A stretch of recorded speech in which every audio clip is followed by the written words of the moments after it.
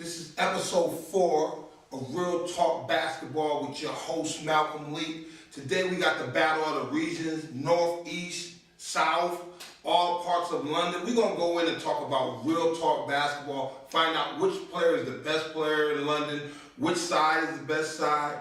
We're going to go on to different type of topics. Today I got Courtney. I have Kyle Curry. I brought back my favorite guest, Anthony Stanhope. Today we got Cameron King, and we also brought back Joel Ufe. So welcome to the show, guys. Thank you. Thanks, Alan. So let's get down to business. What side do you represent? North London. Yeah, North. South London. Northwest London. Northwest London. Okay, now all you guys coming from different parts of London. Which regional do you think holds his own in London? If you could say, which region do you think the best players come out of? I think, well, me and Courtney played for Hungary Hawks for about 3 years now, and we've been Final Fours consistently, our age group, so I think every year, so I think North's pretty consistent at the moment. I don't know about now, but back when we were there, North's pretty consistent. I think at the moment South is doing well because they've got Peckham. Peckham's been doing well, but I still think Northwest is holding it. They still got Pioneers. And Westminster Warriors. Yeah, and Westminster. I do agree with Anthony on his first point that South London really is doing well, especially with Peckham. Okay, so all y'all got, so you take me one player out of your region that you think is tough. I mean, Jamal Small, we played for Hungary. I mean, he just got buckets, so I think he's one of the top. Yeah, he's tough. Anthony. I don't really pick up no player except for myself. To be honest. Cameron King. Yeah, that's the same thing. I'm agreeing with them as well. I don't have a specific player that I'm looking at the moment. But when you representing your barrel, you representing your whole region. You're not just So you can't representing. get one player at your bar. Yeah.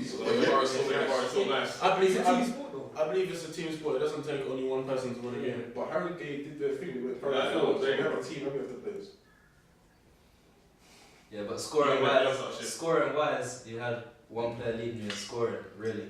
But if we're talking about other teams, it's not just one player all the time. Bro, we played defense and defense. I'm in your club, so I don't know about any of you guys. Yeah, but our original point was that it can't be down to one player that wins a game. That was our original point. That was our original point. But then we're talking about North's the best bar, the best region. And we made playoffs. So You didn't make playoffs. Wait, what's You didn't going make on playoffs. now? Wait, what's going on right now though? We're not there right now. Exactly. I'm talking about we were there. We were on so when you were there, We beat you by 20. Wait, when? Huh? When? Under 16. Alright. Well, where were you? How old are you now? Where were you? Under 18s now, right? Yeah. Alright, cool. All right, so now, Well, here's what I have to ask you guys. If you had to pick your starting 5 to take over to the South and play, and you had to pick your starting 5, name me your 5 that you would pick to go to war. Huh? From North. From your side, yeah. I think I'll be in it. Who will your point guard be? It's gotta be out of. It's gotta be. Wait, what team's on it? someone's crumbling, yeah. Well, we will skip you and come back. Alright, got Johnny Joseph at the 1, of course Preston's own as well. Then we got. Are you from Northwest? Yeah, Northwest still. Northwest. Alright, cool. Then we're gonna go Anthony Stanhope at the 2. We're gonna put Cameron inside the centre. I think the only positions up for debate are 3 and 4. I believe for South we can have Jules from Kennett and Generals at the point. He knows how to dictate and tell the team what to do. I believe I have me at small forward. I'm joking. Me at power forward. And I have my shooter Chris from Kennett and Generals also playing the 2 or the 3. You guys know the man yet? No, I think I got Joel at the 2. I think I'm at the 3. I think either me or Akazi at the 3. I think Akazi from Barking Abbey's pretty good. He's strong, can rebound, do everything. At the 5, I don't know at the 5. There's 3. There's Cameron, there's Cavell, there's that Carolus guy from Barking Abbey. There's a lot of bigs that are doing their thing right now, so that'll be tough to compete for. But at the 4, I think it's either out Joel or Joel or that guy from Charlwood, I think Hafiz is doing alright. I think the Hamad guy at Loretta as well. How I think the Hamad. about your point guard? That's the most important position. Your point guard. You said it's the most important position. You haven't named your point guard. Did you say it's the most important position? I I'm not finished. I believe it's very I'm important. not finished. Go on. But yeah, as I was saying, I think the Hamad guy from Loretta is pretty strong. He can push the ball in the break. He can rebound. He can finish well. He can shoot threes. When we were playing, we didn't even know he could shoot threes, and then this guy lit us up. So I think he can do pretty much everything.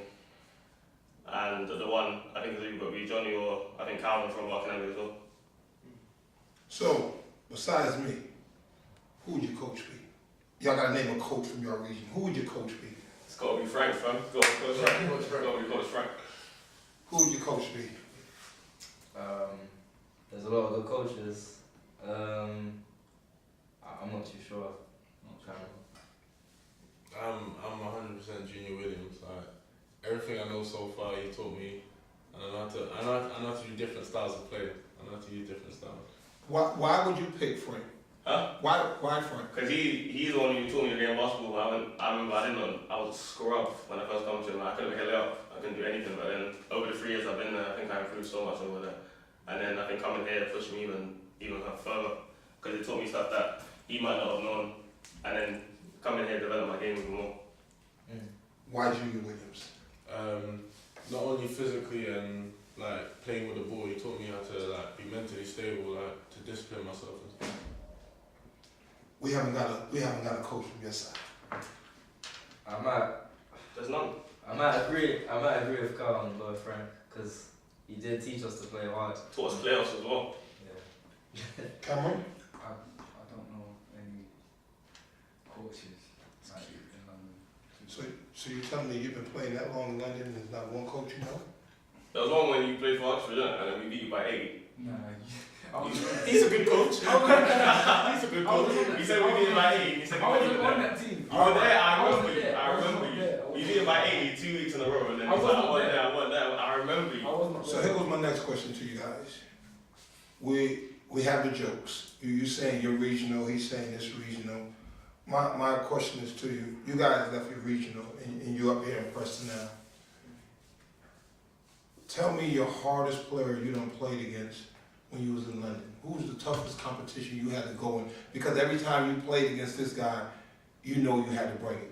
Yeah, I think when I went to Denkamp top 50, I think Dwayne Ogunle, I think that was the hardest guy to play against because he's non-stop, like 100% defense. He'll work offensively as well, and you know you can't sleep because he either burn you on offense or just kill you on defense, so you can't sleep.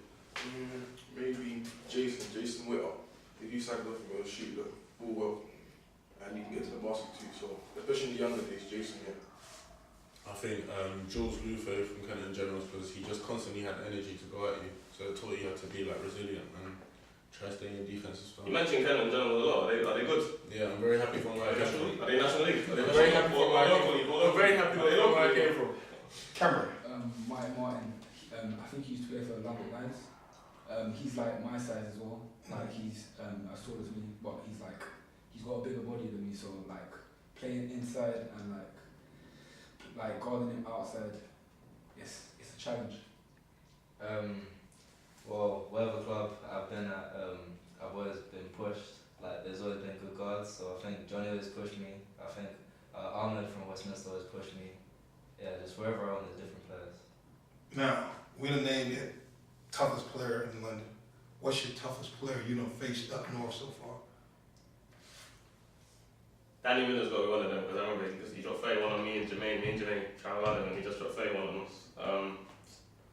Who else? I think that's like I remember so far. The rest, because up north, it's not really one-on-one basketball, so you can't really name one specific guy to get the team. But I think Priestley, they weren't that strong offensively, so Danny had to do most of the scoring. So I think I can only name Danny for sure. Yeah, Danny's tough. I say Danny as well. Danny's tough. He can shoot the ball and got a nice pull-out game, which a lot of people are missing at this age, I feel. So yeah, Danny's tough. I'll say the centres and power forwards at Preston, Milky and Cameron, because some days when you don't have energy, they're always there to like pick you up, and then they could be on their game one day and you might be off yours, and they'll just constantly go at you. So you just have to be ready every time. Just playing against my team every day, like it's just challenging. You gotta put 100% in every day. I say Benjamin Nkosi from last year because going day in, day out guarding him, and he's always switching up moves day in, day out. It's like he's learning every day. So I think he really pushed us guards here. And I would also like to say Samson, Josh, and two twins as well, because last year they pushed us. They like made us who we are today. So, and like they have bigger bodies than us as well. So And they taught us stuff on and off the court that. yeah, qualities on and off the court that we needed as well. Yeah. Like going to school, like attendance, like on time, things like that. And they're still talking to us today about it as well. It's not just like they just forgot about us when they go around. It's like you keep in contact with them, but then they're still WhatsApping me and telling us that don't sleep. Like if you talk to them about us fucking up and messing up in class, then they'll WhatsApp us and just be like, yo, fix up, man, because coach has a plan for you. And then, yeah. What plan do you guys have for develop or getting better? Sometimes in life, everybody can have a plan. What if you have your plan and your plan comes to a bump in the road? How are you going to fix that with basketball? Just say if you're trying to get to America and the first time you try to go there, it doesn't work for you, or you don't get an offer. How do you pull yourself up to fight through that? How do you pull yourself up to fight through that? You just gotta get better every day, and you can't sleep because you think about there's a lot of schools out there that you gotta stay positive. You gotta think, oh cool. You gotta stay mentally. You gotta stay mentally tough. Like you turn the fact today as well. You can't just give up. It's like with England camp. They were thinking they're cutting me, and then like next camp I just come out playing hard. It's just that mentality you gotta have. Because I could have just rolled over and then I could have got cut, but you just gotta stay tough and just fight for it. Yeah, I think one thing you need to remember is that the best player in the world, Michael Jordan, was once cut from his high school team, was it? And he stayed mentally tough, and that's what helped him get better. Does it, when you guys go back to London, do you see like a big adjustment of basketball there and when you come back up this way? Because when you go back down to London, as I'm listening to you guys say, it's a lot of one-on-one play, it's not a lot of team structure. How, when you back home, how do you look at the game when you go back home? How do you look at it? I think one thing that I've noticed about London is up north, Preston and Mascot and Loretto have always been kind of there. But in London, it's always changing. NASA used to be good, now they're not so good. Because there's only really individuals on the team. When they leave and they're down from the 18, the team could really like drop off. And I noticed that when I go down to London a lot. And even when you go train in London, like you don't even, because we're from London, probably like I don't even realise the isolation of basketball. So when you come up here and you say, oh, it's hard coaching us back out of the habit of London basketball, it's hard because even we don't even notice it. So when we play, we start doing all the crazy stuff that we were taught when we were younger. The thing that I've noticed about North is that basketball is much more structured. Like you come with the mentality that you're going to do something, you're going to execute something. But whereas in London, sometimes you can come up the floor and just go one-on-one and go straight to the basket, miss, and then just run back on defense. And it just gives you the wrong mentality when you come back up to face a tougher team. I think London have a lot of talent. I won't take that away from London. I think London got the best talent in this country. I think Birmingham is up on the rise. I think when you get past Birmingham and you go into Manchester and way up north, I think basketball is more settled. They're more fundamentally sound than guys from London and Birmingham. London and Birmingham, they're more athletes. Then when you get up north, these guys are more sound. They can shoot better, or they're fundamentally sound. How do you make that adjustment of playing against a guy in London, which is athletic? Now you're going against a guy up north that is fundamentally sound and give you 100%. He's playing you hard. How do you make that adjustment in the game? Well, I feel like you got to jump to the ball more. So when the ball swung, you got to be ready to react. Like these guys up here, they'll cut to the basket, and if you're slacking, they'll cut and score. So you need to jump to the ball and just keep away. And in London, if we played a big team, like so when we had a game in NASA, like coach would be like, yo, you mark this guy, like don't make sure you don't score a certain that specific thing. But if we're playing, like if we have a Mansfield game or a harder game like Loretto, then it's not really focused on one guy. It's more like the whole team has to make sure that we have to lock up on defensively. It's not just one specific guy because you know any 5 guys on the floor are a threat, especially up north. Because up north they're taught fundamentals better. So I think that you're taught help defense more up here, which helps more. It just seems to be the point that you need to be focused 24/7 when you're on the court. There's no time to sleep because up north these guys backdoor so much more and they know when to backdoor as well. Yeah. Like some of these players will watch you, just wait for your eye to just look to the left and just cut backdoor. They know the right time to cut. I agree with Courtney because down in London they might be able to beat you like on the ball for crossover, but not too many people are going to beat you with a cut or movement off the ball. So I definitely think like in London you can focus playing defense on your man, and then when it's swung it's almost like people can switch off, but you don't have that much up there. Like, and with a lot of off-ball movements and stuff like that, it just teaches you as the defender, like, it just teaches you how to be better with your defense. So, here you're saying, far as you guys are focusing on the defensive end. Now, let's focus on the offensive end. If you look at your game, and you know, from London, there's a lot of crossover moves. Take me through your game now where you could say, I took that crossover move out to be better prepared to be able to do something else. What have you took out your game that you see that was a problem that before you could get away with it, but now you can't? To be honest, I don't really have that anyway. Like, 'cause I wasn't really perimeter oriented. I was more like, because I wasn't really that skilled. I was normally a high post player. If in the zone, I just run around high post and I just stay inside. But now, normally, because I never had that, it helps that I don't really try and do it all day in the game. But a little up here, I just learned to run on offense and just fill in the gaps offensively. I like when I'm going to the basket. A lot of the time, like, I could finish over the smaller big men and like drop dimes. But like now you're up here, there's a lot of tall players inside. Even every day with Cam and Joe or Milky, they'll pin it up. They got long arms. They'll steal the ball if you have a lousy pass. So just being sharp, hard playing, passing and stuff like that. I'm not too sure, you know. You're gonna have to come back to me on this one. Yeah, just plain and simple. Like just if you have a simple game, like the game will be easy.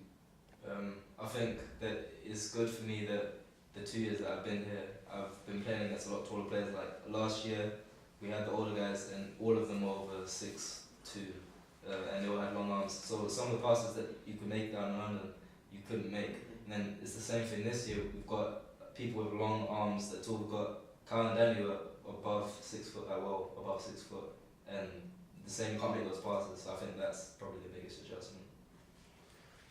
All right, you guys, basketball. If you can improve basketball here in England, what would you do? If you have one opportunity, how would you improve? How would you want the game of basketball here in England to improve? I think that the coaching has to be like down in London. I can say that it fluctuates a lot. Like some coaches will know quite a lot, and then some coaches won't really know. Like they'll be new to the game. So I think in order for the players to get better, the coaching has to get better, like all around. First of all, yeah, that's one thing I'll say. Down in London, like most teams have like one practice a week, but like up north, like we train every day. So And we're again with managed for free as well because we had yeah, you have Last to pay year, subs. You have yeah. to pay subs down in London, like and like there's not that many free, like open gyms. So like working on your game could be a bit hard. I think personally that what will improve the game of basketball in London, you know, England, will just be the mentality of people that, because sometimes they think that they have to go to America to be successful, and that's not necessarily the point. For example, Rubio started in like Spain and stuff like that, and now he's successful and he's in the NBA. Yeah, I feel it's a mixture of things, but I think one of the most important things are the fans. I think more people need to come out and watch basketball, so bring more money into the sport, and then BBL can get better and be more like role models for younger players to look and get better. I agree with Gordon, but I think it's hard to get fans to watch it if you don't win anything. I think England, when they represent under 20s or seniors, we don't really win anything, so it's hard for the governing board to fund us, and it's hard for fans to come out and watch us if we keep losing. Then So I think if our coaching, it starts at the bottom to the top. It starts with our coaching. If our coaching gets better, then the players get better, then national teams get better, and then we start winning stuff, and then it just increases the popularity in this country. All right, you guys said coaching. All right, you could bring Phil Jackson here and say, coach this team. You have an NBA coach that sits on the bench with Jason Kidd. You have 2 NBA coaches, one that sits on the bench with Houston Rockets. You have one that sits on the bench with Toronto Raptors. You also have a under 20 coach that's assistant coach at Iowa. Then you also have another coach that played in the biggest level, Carl Brown, that played at Georgia Tech. Now, I wouldn't put so much on the coaches because the players, as players, I think you guys gotta look at it and say, you gotta be willing to learn. You know, a coach can only take you so far. It's that what you have inside to push yourself to go and make it. You gotta go to the gym and take those 1,000 shots. You gotta go when you're tired, do that extra run. You have to go in to the weight room when you don't feel like it. The coach is not there to tell you that. This is your drive you have within inside of you. That's what's gonna take you to make it. So if I would say, as a coach, if there's one thing I would say where England could get better and improve, because if you look at England and you look at the rest of Europe, England have some of the best athletes in Europe. Understand? They have the best athletes. You can walk down the streets in London and find 6'8", 6'9", easily, long arms. But the thing is, they need venues. If you don't have a venue where you could train this kid every day and this kid could get better. If you look at Spain, why Spain is up there as a top country in Europe is because those kids start from 7-year-old and they're training constantly, they're training. You have like Lithuania, those kids are constantly in the gym. Over here, none of these clubs own their gym, so it's hard. If I were to look at one thing, I'd say the venue. It's different. How are the venues in London? Or what is the situation with your practice time in London?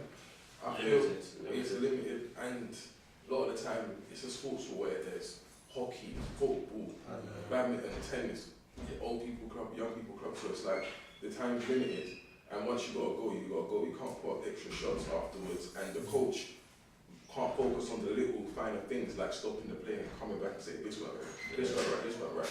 Just wants to rush through, and that's why the coaching sometimes isn't as good as it could be. And because I never knew that. I never knew about you need to work, go in every day and work. I was comfortable with 2 hours a week. I was comfortable with 4 hours a week, and you never knew the potential and how much you could work. So really, when I said 4 hours a week, I was thinking, that's too much, But knowing that up here that you need to work, like even if you want to go to the next level, you've got to work and work and work. Then thinking about it now, and you're paying for it as well for that little amount of time. And it's sad, man. Like knowing people are doing that now, it's sad. For me, it disheartens me to like see people playing like hockey and football and basketball court. I just think it just doesn't look right. Like sometimes there's like roller discos on a basketball court where chalk goes on the floor. Then it affects the basketballers' games because then you're not able to get as much grip on the floor as you want. Yeah, that's pretty much it. I think down in London, as far as the whole venue thing goes, basketball usually stopped when like the badminton starts, and like I remember in every court in London, straight after basketball is badminton. It's almost every day. like, it's weird. But there are kids who are willing to travel. Like I know that me and Kyle used to like travel from our houses to like an hour and a half away just to find an open court In North, South, East, West, and where we found one. Even parks. I remember Tampa Lane was one where Tampa Lane was the one like it just got refurbished as well. I mean, I used to bang that out a lot, because if I'm not paying. I don't like paying for courts. I remember one time I went Brixton one time and they said it's £3 for 2 hours, and then they got cut for an hour and they still tried to charge me £3, and I was like, wow, like no way. I think that's, to me, I'm a coach or a firm believer. I know clubs gotta make money by charging kids to come in the gym and play. But to me, I don't agree on that. I agree if I'm the coach and I'm there to teach you and the kid is willing to learn, every kid might not have money. Every kid might not be fortunate. So I'm gonna turn the kid away because he don't have the money. I can't do that. My love is for basketball to help someone out there. So, you know, it's like everybody deserves a chance. Just because that kid doesn't have the money to play, we still need to give him a chance. And I think with that, I think the basketball here in England will grow to the next level. If sometimes you could just open your door and say, you ain't got money today, I help you tomorrow. But these clubs have to pay for the venue. So that's the cost they're using when they charge these kids. But if these clubs own their own gym, it's different. Basketball in this country would take off. Let's take, for example, right? How could an NBA game be sold out when they come here and not a BBL game or not a lot of these games? People rather say, that's entertainment. I'm gonna go pay for that entertainment. I'd rather give you 20 pounds for entertainment. But now for a local BBL game or something like that, they don't might wanna go pay. And I think it's wrong. You need to support the sport so it can get better in this country, because there's a lot of young kids out there that's turned away because maybe they don't have the money. Then they go to the park and play. And the best years of their life is playing at a park. I think that's where basketball needs to grow, where donation. The good part about up north is that here at Preston, we ain't charging kids to play. It's free. As long as you got the time and the effort. I wish I could have a bed in the gym. I'll be in there all day because I love basketball. I want to see kids get better. I feel I live my dream. There's nothing for me to chase no more. I want to see a kid one day. I don't know, maybe 3 years from now, 5 years from now, 10 years from now. No one knows. I just want to see a kid leave here and come successful and go back and help his family and do something good with himself. You know, and to me, that's winning. That's life. It's not about me asking that kid for something, but that kid came through something in life that you say, you know what, I can see his hard work, his dedication. I believe Lou Aldain done paved the way for so many kids to make it. Lou Aldain is not a flashy player. To me, he's one of the hardest working players in the NBA. But kids should take Lou Aldain's way of playing, his fundamental skill, and adapt that to their game instead of trying to be flashy one-on-one. Take his hard work, take his effort he put on that court when he go out. He went from Duke. You have a lot of good players that left here that was hard-nosed players and was very successful at it. Now, kids in England should be biting on that. And I think that would make kids successful. And to me, I would love to see a kid make it and be happy. It don't have to be from my program. As long as I can see a kid make it, I can say, you know what, I seen that kid where he started from. So if you could tell me and sum it up for me, one person in your life you want to make it for and why? My mom and my sister, because I grew up with them. And then I grew up with them, and then, I don't know, living with a dad, I think I think our mum naturally cares more for you, so they nurtured me from a young age, and I think that so many stuff from a younger age, like even with the basketball, I remember I played football before, and even that cost money to fund, so I think all the money that they fund for me to, like, switching sports was costly. I know basketball, my secondary school was quite expensive, so I mean, like, I want to give back to them all for that, for feeding me, for looking after me and all that stuff. Well, I think my mum and my dad's there, and we're there for me all the time. But like that's the role as like a parent. But my gran, she gives me a lot, and she don't have to do that because she's a mum or a dad, and she supports me a lot. And anything I need, she'll try her best to get it for me. Always telling me to go harder, go to class. So yeah, my gran.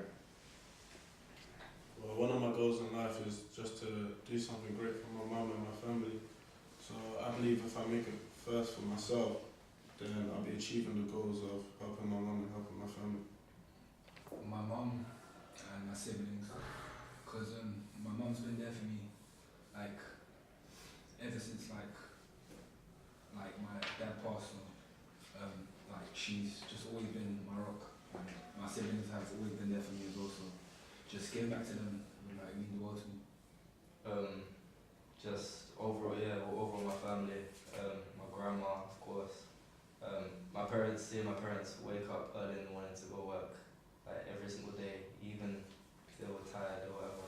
And my family back in Africa that struggle, I wish I could get back to them one day.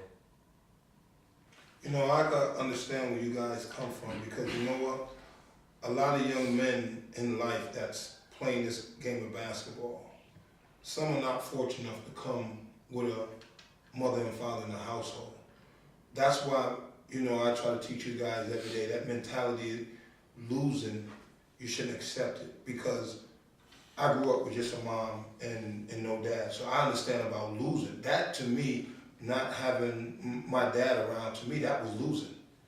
You know, so when I lose a basketball game, it hurts even more because it's like not having your dad around. Someone, when you coming home, you could talk to a dad, you know, I did this in the game and you gotta go to your mom. So I understand a lot where your young men are coming from, just having a mom in your life. And you know, my role model, my hero is my mom. She's my everything, you know.